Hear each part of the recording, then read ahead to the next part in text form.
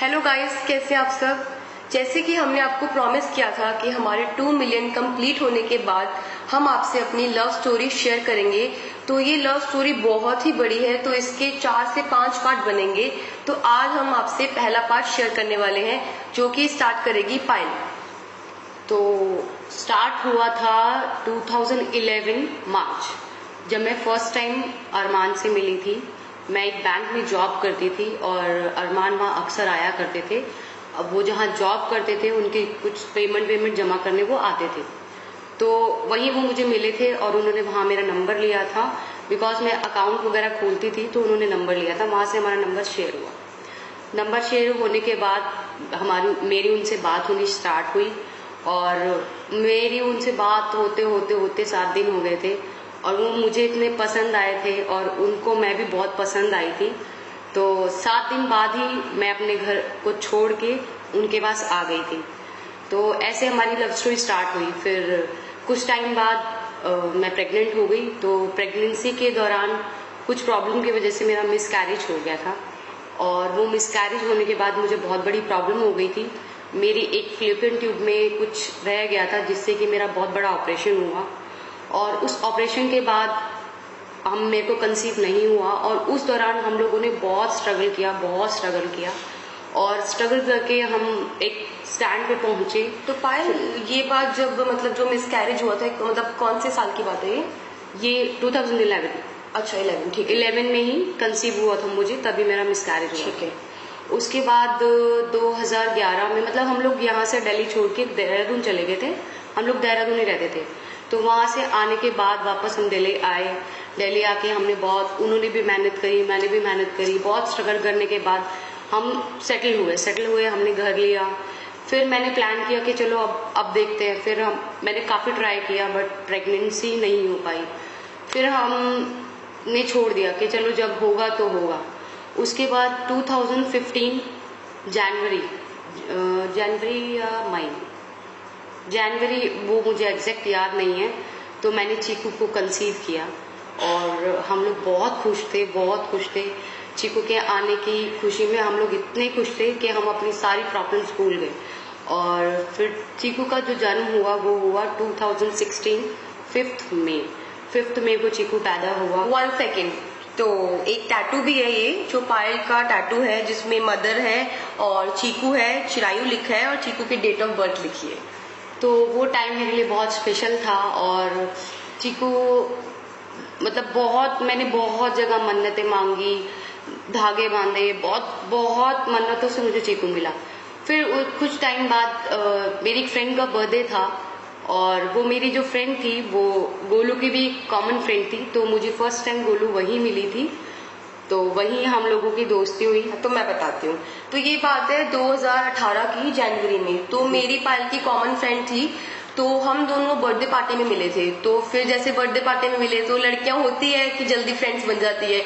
तो उस birthday party में अरमान नहीं थे, तो पायल और मैं मिले, तो नंबर एक्सचेंज हुआ और व्हाट्सएप पे मतलब ग्रुप बना जिसमें सारी फ्रेंड्स की फोटोज आती है। तो फिर हम नॉर्मल हमारी बातचीत होने लग गई। तो फिर पायल ने मुझे बताया कि वो विकासपुरी रहती है और मैं सुभाष नगर, तो दोनों पास में थे। तो फिर हम लोग जब भी मेरे पास टाइम होता था मैं कॉल करती थी, हम लोग साथ घूमते थे, मूवी देखते थे। बट मैं अरमान से नहीं मिली थी। मैं और पायल मतलब अलग ही घूमते थे, शॉपिंग वॉपिंग करना, ये सब कुछ। उस दौरान में भी तू पार्लर का कोर्स कर रही थी। हाँ, मेकअप आर्टिस्ट का कोर्स कर रही थी ये। और बीच में मेरे को शायद कहीं शादी में जाना था, तब मैंने इसको फोन किया था कि गोलू मेरा मेकअप कर दे कि मुझे एक पार्टी में जाना है। तो फिर मैं ये मेरे घर आई थी। उस टाइम अरमान जी नहीं थे, वो बाहर थे। इसने मेरा मेकअप किया। चीकू से मिली से चीकू बहुत पसंद आया। फिर थोड़े टाइम बाद तुमने डॉग लिया था। फिर 2018 की बात है। ये बात है जून की।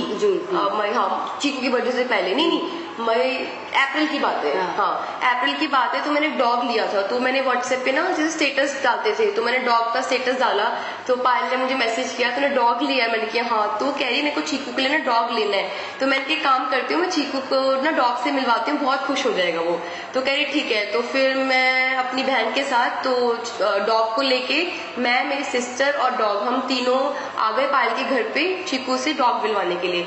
देन मैं फर्स्ट टाइम अरमान से मिली तो नॉर्मल बातचीत हुई कि कैसे हो, ये वो, डॉग से खेले, तो वो सब नॉर्मल था, कोई हाँ। अट्रैक्शन उस टाइम नहीं था। हाँ। फिर ऐसे ही 1-2 बार और आए, गोलू और उसकी बहन हाँ। आए हमारे घर में, उन्होंने पार्टी वार्टी पार्टी करी, राइट। फिर इन दोनों ने स्टे भी किया हमारे साथ और मतलब बहुत अच्छा फैमिली टच हो फिर चुका था। हाँ, गोलू और गोलू की बहन दोनों का बहुत अच्छा बॉन्डिंग हम सबका हो गया था।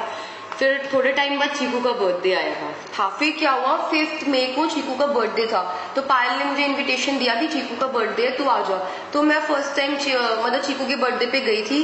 तो जब मैं चीकू के बर्थडे पे गई तो अरमान जी को स्टार्टिंग से ना फोटोग्राफी का बहुत शौक था। उस टाइम वो डब स्मैश चलता था, एक ऐप था म्यूजिकली, और उससे पहले डब स्मैश था, वो उस पे वीडियोस बनाते थे हम लोग। तो इनको फोटोग्राफी का तो स्टार्टिंग से बहुत शौक था। मतलब चीकू की भी इतनी फोटोज अब मैं बताऊंगी। तो फिर ना क्या हुआ, मैं ना पार्टी में ना सेल्फी ले रही, तो अरमान जी ने मुझे बोला कि मैं आपकी फोटो क्लिक कर देता हूँ। तो मैंने बोला ठीक है। तो उन्होंने मेरी अपनी फोन से फोटोज बहुत सारी क्लिक करी। तो फिर मैंने पायल को बोला, मैंने कहा पायल मुझे फोटोज चाहिए। तो फिर पायल ने नंबर तूने दिया था या क्या हुआ था नंबर का? मैंने बोला था कि मेरे पास फोटोज नहीं है, मैं इनको बोलती हूँ, वो सबको दे देंगे। तो इन्होंने मुझे व्हाट्सएप किया मेरी फोटोज, तो नॉर्मल बातचीत होने लग गई। तभी ऐसा कुछ नहीं था। हाँ, फिर मैं व्हाट्सएप स्टेटस पे ना इनकी वीडियोस देखती थी डब स्मैश की। तो फिर मैंने डब स्मैश पे वीडियोस देखना स्टार्ट किया। फिर उसके बाद फिर 2-3 बार फिर हम मिले, है ना? हाँ, मिले। फिर हाँ। तेरे यहाँ शायद कुछ प्रॉब्लम हुई थी। हाँ, फिर क्या हुआ था, फिर मेरी कजन है जिस रात, मतलब कि मेरी कजन है, तो उसके साथ कुछ प्रॉब्लम हो गई थी। तो मैं पुलिस स्टेशन गई थी तिलक नगर। तो वहां पे मैं अकेली थी, मैं और मेरी कजन थी दोनों। तो हमारे साथ कोई था नहीं, मतलब मेरा कोई बड़ा भाई नहीं था और कोई बड़ा इंसान नहीं था मेरे साथ। तो मैं इनको जानती थी अरमान जी को।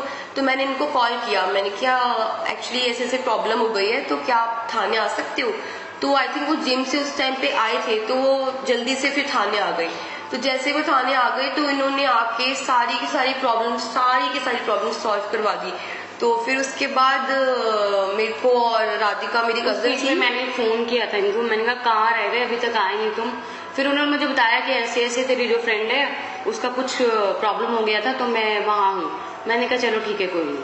तो फिर इन्होंने मुझे घर छोड़ा। तो जब गाड़ी में इन्होंने मुझे घर छोड़ा तो इन्होंने मुझे बोला कि क्या आप मेरी गर्लफ्रेंड बनोगे? तो मुझे लगा ये ऐसे ही मजाक कर रहे हैं। तो मैंने बोला कि मुझे पता है मजाक कर रहे हो, ऐसा कुछ नहीं है। तो मैंने सीरियसली नहीं लिया, बहुत ही लाइटली लिया इस चीज को। तो फिर कुछ टाइम बाद हमारा ना प्लान बना देहरादून जाने का। तो हम सबको देहरादून जाना था, बट फिर क्या हुआ, जिसके साथ देहरादून जाना था, मतलब एक फ्रेंड थी हमारी, और तो उसके घर में ना किसी की डेथ हो गई थी। तो फिर वो जा नहीं पाए देहरादून, और मैं अपने घर से निकल चुकी थी देहरादून के लिए, अपना पूरा का पूरा सामान उठा के 7 दिन का। और मैंने पायल को ये बात बोली, मैंने कहा यार पायल, मैं तो अपने घर से निकल चुकी हूँ और पापा मम्मी को बोल चुकी हूँ कि मैं ऑन द वे हूँ, अब मैं क्या करूँ और मैं कहाँ जाऊँ? तो पायल कहती बोलू टेंशन मत ले, काम कर, तू ना 7 दिन हमारे घर पे रुक जा। फिर ये हमारे घर आई रुकने के लिए, और रोज इसकी मम्मी का फोन आता था, हाँ बेटा कहाँ? मम्मी देहरादून में हूँ, मम्मी देहरादून में हूँ। और जबकि ये हमारे घर विकासपुरी में थी। तो हमने पूरे 7 दिन साथ में टाइम स्पेंड किया, सब कुछ, मतलब सारी चीजें, खाना वाना, वीडियोस बनाना, सब कुछ। तो ऐसे ऐसे धीरे धीरे 7 दिन में प्यार हो गया। और मैंने फिर अरमान जी से कोर्ट मैरिज करी, जो कि मैंने की थी 6 अगस्त 2018 के अंदर। और हाँ, आप लोग सब लोग बोलते हैं, हम हमेशा बोलते हैं कि मेरी शादी की मैं फोटोज दिखाऊं आप लोगों को, कि बट मैं आपको बताना चाहूंगी मेरी ऐसी कोई ग्रैंड शादी नहीं हुई थी। हम लोगों ने भी कोर्ट मैरिज किया था, क्योंकि अरमान जी के मॉम डैड नहीं थे। वो आज से 11 साल पहले जब वो आए थे दिल्ली में, तो उनकी मॉम एक्सपायर हो चुकी थी और फादर उससे पहले एक्सपायर हो चुके थे। तो उनका घर में कोई बड़ा नहीं था, एक दादी माँ थी और एक बड़े भैया थे। तो जब वो आए थे तो उनका कोई नहीं था, तो हम लोगों ने नॉर्मली एक कोर्ट मैरिज की थी, जिसमें सूरज भैया थे साथ में, जो कि उनके उस टाइम से ही फ्रेंड हैं, जब मैं उनसे मिली थी उससे पहले से।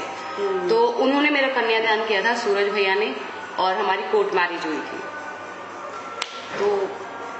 तो फिर दोनों के अंदर एक सिमिलैरिटी है कि पायल ने भी 6 दिन में शादी करी और मैंने भी 6 दिन में शादी करी।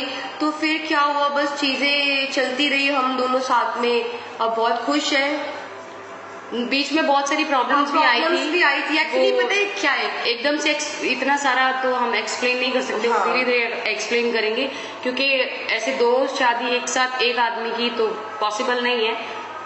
ये आप लोग भी जानते हो, उस पर प्रॉब्लम्स कितनी आई होंगी, वो हम आपको नेक्स्ट ब्लॉग में आपको बताएंगे। मैं आपको ये भी बताऊंगी कि नेक्स्ट ब्लॉग में कि पायल किसका रिएक्शन क्या था, हमने शादी का क्या हुआ क्या नहीं हुआ। अभी जो हमने आपको स्टोरी बताई है ना, एक शॉर्ट फॉर्म बताई है, तो अगला जो ब्लॉग होगा उसमें हम ये बताएंगे कि प्रॉब्लम्स क्या आई थी पायल के और अरमान के साथ, मेरे पायल और अरमान के साथ क्या प्रॉब्लम आई थी, और जब मैंने शादी के लिए पायल को मतलब पायल को बताया या अरमान ने पायल को बताया तो पायल का रिएक्शन क्या था और मेरा रिएक्शन क्या था और पायल की फैमिली का रिएक्शन क्या था और फिर क्या क्या लड़ाइयाँ हुई। ये बहुत ही लंबी स्टोरी है, तो ये जो स्टोरी है आपको नेक्स्ट ब्लॉग में मिलेगी। तब तक स्टे ट्यून्स और हमारे फॉलो करो हमें, और हमारे ब्लॉग को अच्छे से देखो और हमारे वीडियोस को लाइक करो, सब्सक्राइब करो, और जितना प्यार आप हमें देते हो वैसे ही प्यार देते रहो। और ये स्टोरी पूरी सुनने के बाद आप लोगों को पता लगेगा कि हमारी इतनी अच्छी बॉन्डिंग कैसे है और हम तीनों में इतना प्यार कैसे है।